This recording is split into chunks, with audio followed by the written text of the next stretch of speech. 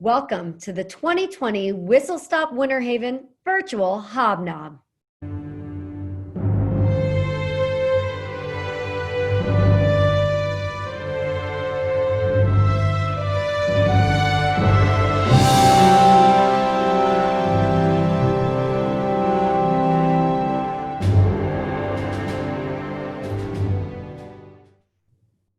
Welcome. My name is Katie Worthington Decker, and I am the President and CEO of the Greater Winter Haven Chamber of Commerce, and it is my privilege to be your MC for this video series. WhistleStop Winter Haven is traditionally an in-person event where members of the public can come together to shake hands and get to know the candidates that are on the ballot through one-on-one conversations. But as we all know, 2020 is a year to adapt, so we have pivoted this event to an online series of Zoom interviews. We certainly hope you take the time to listen to each of the candidates and learn a little bit more about them and what they stand for and while they're running. We have invited every candidate on the ballot in Polk County to participate, and we want to thank those candidates who did decide to do it. Full disclosure, the Winter Haven Chamber does not endorse any individual candidates, but we do believe in an informed electorate. So we hope that you find these videos useful as you are getting ready to fill out your ballot. I'd like to take a moment to thank our sponsors for this video series. Our presenting sponsor is Citizens Bank and Trust. Our Meet the Candidates sponsor is Spectrum. Our additional sponsors include Citrus Connection, the Hemingway Group Realtors with Crosby & Associates, John Wood Realty, and the campaign of Sam Killebrew, District 41. As I mentioned, there are two important dates for you to remember coming up in this election. On August 18th is the primary.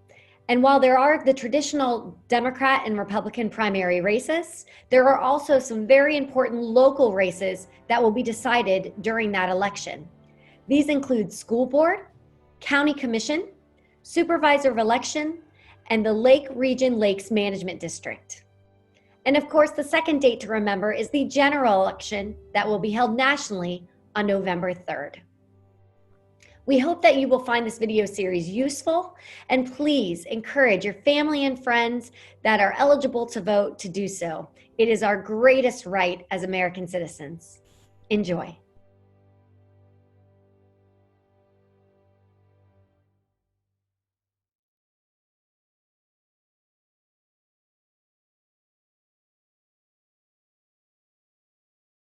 John, thank you so much for joining us for our 2020 WhistleStop Winter Haven Virtual Hobnob. It is a pleasure to have you with us today, and thank you for purchasing this virtual booth with us. That really helps us to make these videos to inform the public about the candidates and the issues that are on the ballot in August and November of this year. And since your campaign has purchased the virtual booth, the Florida Division of Elections does require you to make the following statement. This is paid for by John Hall, Republican, a candidate for County Commission, seat District 5. Very good. All right, now that we got that out of the way, let's get to the good stuff. So John, tell our viewers a little bit about yourself and your background. Well, I'm a lifelong resident of Polk County. My parents moved down here when I was 9 months old from Alabama, but I've been here all my life. I've gone to school here. And graduated from high school in Auburndale. I worked for Polk County Board of County Commissioners on the employee side for 35 years, coming up through the ranks, and was a division director for 3 different divisions, facilities management, code enforcement, and the building division, before retiring to run for the board. It was a lifelong dream, a lifelong thought that I had while I worked for the Board of County Commissioners, and it has been realized. And what are you most proud of accomplishing during your tenure on the Board of County Commissioners thus far? Oh gosh, there's a lot of things that we've accomplished as a board, but I would say probably one of the biggest things is being a part of establishing the Polk Regional Water Cooperative, where all of our cities, the Southwest Florida Water Management District and Polk County Board of County Commissioners has joined into partnership to take a look at alternative water supplies for our citizens of Polk County, and especially going to be necessary as we continue to grow. Yes, that certainly was, one of the most wonderful things that's happened around collaboration and getting all of our municipalities in the county together. So it's quite a feat, certainly. I think actually it's the first time that's ever been done. We've historically had a little bit of a wedge between the east and the west of Polk County, and I think that getting everyone in the same room and talking about the same very important issue has helped to bring people together and let them understand where we are and what the importance of this specific issue is. Absolutely. And so what do you believe should be the top priorities of the county commission going forward if you were reelected? There's actually,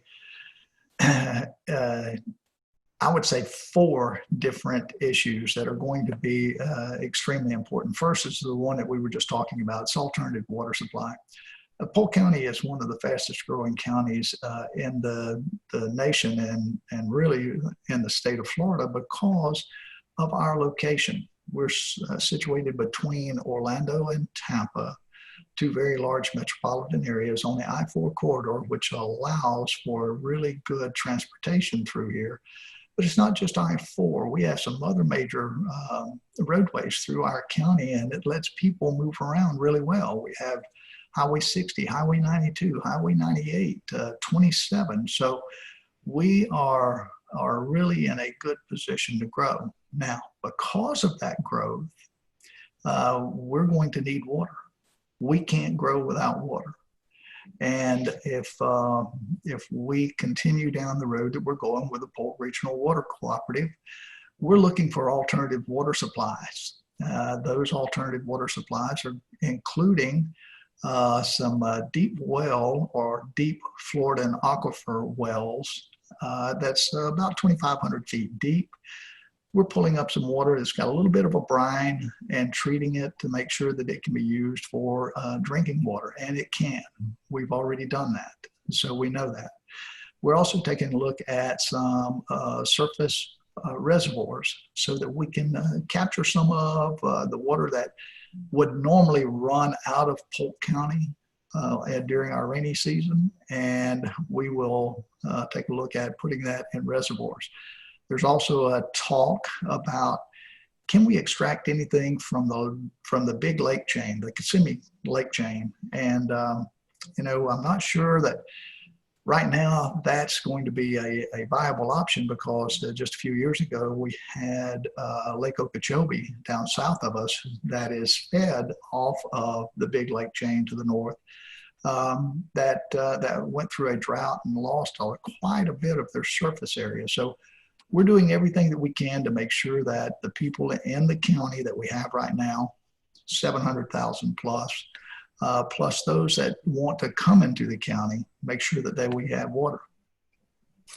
Now that's item number 1. The second, that's okay. The second one is transportation. Transportation, anytime that you start getting this many people into this large area, and Polk County is larger than the state of Rhode Island. Most people don't know that, but we're about 500 square miles larger than the state of Rhode Island. We have a lot of area that is left buildable, but how do you get people around in all of that? And it's the roadway system. Currently, we have about $400 million worth of roadway projects underway. We have the 4-laning of 557 from Lake Halford up to I-4. We have 4-laning of West Pipkin Road from Medela Road to Hardin Boulevard. And then we're going to 3-lane it out from Hardin Boulevard to South Florida Avenue. We have Lake Wilson Road project, and that's about 25 million. West Pipkin is about 53, 56, somewhere in that range. We won't really know until we finish the acquisition of the right-of-way, but it's in that range. And then we have Marigold Avenue up in the northeast. We have the Cypress Parkway improvements. And we've been talking with the state about the Central Parkway Phase 1. We have been able to get them to agree to put that into their Florida Turnpike system, and that has been funded at a $560 million level to connect our existing parkway to Highway 60. So we're working on how do we move not only the people to jobs, but how do we get goods and services to those people as we start to build out Polk County. The next item is public safety. Public safety of our sheriff's office, our fire services, and EMS. We will need to make sure that when someone calls 911, we have adequate staffing levels that we can respond to them for all of our public safety needs, all of our first responders. So to get that done, the sheriff has requested another 12 deputies this year, and we're adding 2 ambulances to our fleet and adding 12 EMT and paramedics so that we can respond to emergency medical calls. So we're moving forward with our public safety first responders and keeping track with our population growth. And finally, taxes. Everybody is concerned about taxes. A couple of years ago, the Board of County Commissioners voted to increase taxes. I voted no on that increase. This year, we are going to vote to change our tax level again. Fortunately, this time, it is going down by a quarter of a mil, actually 0.2575 mils, and I will be voting in favor of that reduction. So I think that those 4 items are the big things that are on the horizon of what is the board going to be facing in the near future. Mm-hmm. And I think you really answered what my next question was going to be about the fastest growing. And you talked about water and you talked about transportation, which are obviously some of the most important issues each of our communities deals with, and especially in Northeast Polk County as some of the highest growth areas of the county, and the roadway network up in that area. So I'm going to change my kind of second to last question here a little bit. We're obviously in the middle of the COVID pandemic crisis right now. And thanks to some quick thinking at the county in terms of applying for that federal funding for the CARES Act extension at the local level, the county has been able to provide millions of dollars in small business assistance and individual assistance. Exactly. What do you think the county government's involvement in the COVID recovery will continue to be? This has obviously been a huge infusion for the citizens and the businesses of Polk County, but what does it look like going forward? Well, that's a great question. Thank you for asking that, because I've talked to other groups and no one has brought that forward so far. We got $126 million from the federal government to help, and it's what established the Polk Cares, and we put initially $40 million into small business and $30 million into individual assistance. Now, these are grants. They're not loans. This is not like the federal government's payroll protection plan. This is not, we're going to come knocking on your door and wanting this money back. It is applying. If you qualify, you get a grant. $2,000 for individuals. We have increased that pot from what was initially there at 30 million. We have increased that to 50 million. The Polk County staff has taken care of distributing 35 million of that, and 15 million of it was earmarked to go to United Way for their implementation with their partners. So we are getting that $50 million out to individuals. Conversely, we have the businesses, and we have just about used up all of the business money now with small businesses that have applied. And I've got a lot of conversation with small businesses, and they have said, without this, they don't know if they would have survived. So I am really pleased that we were able to do this. We have 26 million that's kind of earmarked for government, and government, if we have the school board, we've earmarked 9 million of that 26 to go to the school board to help them as they start to reopen after COVID, and all of the supplies and everything that they'll need to make sure that our students stay safe at school.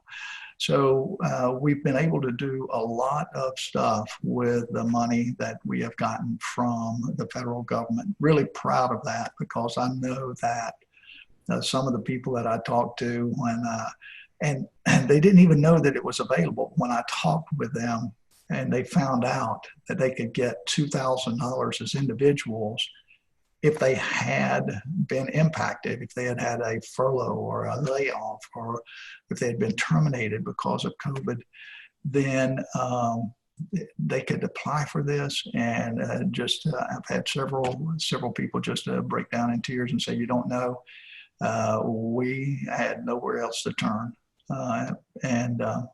it was really good that the federal government gave us the money, and that we were able to get it in the hands of our citizens. And quite quickly, by the way. Yes, it was. As partners in the distribution and education of that, I often felt like I was screaming at people, "Why have you not applied yet?" So it's that 20 million out to small businesses is certainly Sure. had an enormous impact. So It has.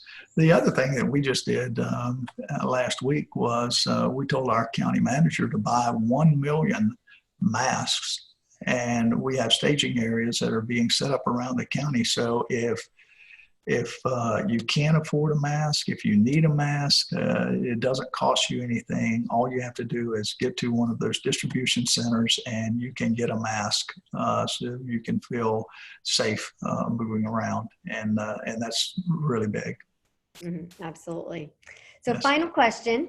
Why should voters choose you over your opposition? Well, I think that with all of my years of experience, hold on just a second.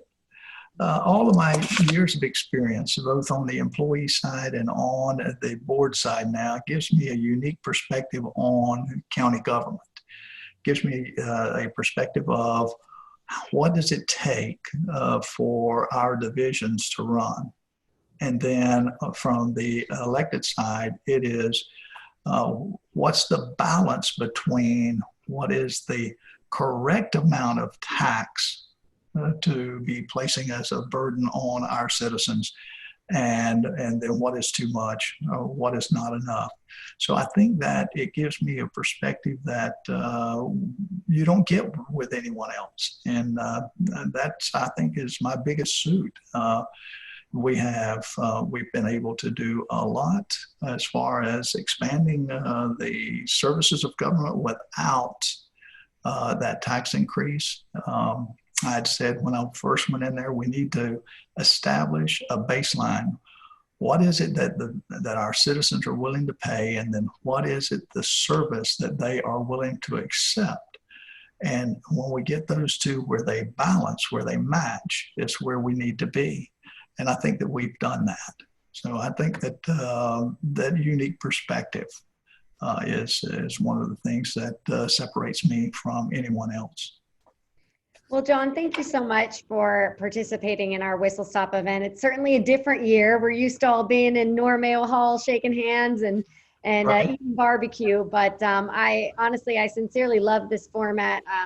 I think it's a good opportunity for a much wider audience to get to know you and all of the candidates. Learn a little bit more about you personally, but also about the reasons behind your civil service. So again, thank you so much for participating in this program this year. But before we wind down, can I bring up one more thing? Yes, of course. One of the big things that we've been able to do since I've been on the board is the citizens of the county voted on tax incentives to bring businesses into the county to, promote job growth and promote a higher level of wages. So we have taken our median salary range from about $36,000 to about $44,000 annually. Now, you've heard the old adage that a rising tide floats all boats. And this is particularly true in this instance because as we bring in higher paying jobs, the businesses that are here are going to have to pay higher wages to keep those skilled employees that are already trained, or they're going to go to new businesses. So I think that we have been able to take a lot of cow pastures, a lot of old groves that have been frozen out and neglected for years, and we've been able to turn them into places where we have businesses growing. And I'll give you one example: is Nucor. That's the steel manufacturer down in Frostproof area. That is bringing in 250 jobs with an average salary of $65,000 a year. Now think about that for this area. It's huge. So those people that are planning on making an application from there, if those employers want to keep them, they're going to have to. They can't pay $65,000, but they're going to have to come up with some way, some incentive for those employees to stay where they are. Now that tax incentive, that tax break, is being put back out for the voters to see, hey, do you want us to keep this or not? And if you do, we will continue to add jobs to our county, and hopefully we'll continue to increase the median salary. And it's just a big economic driver.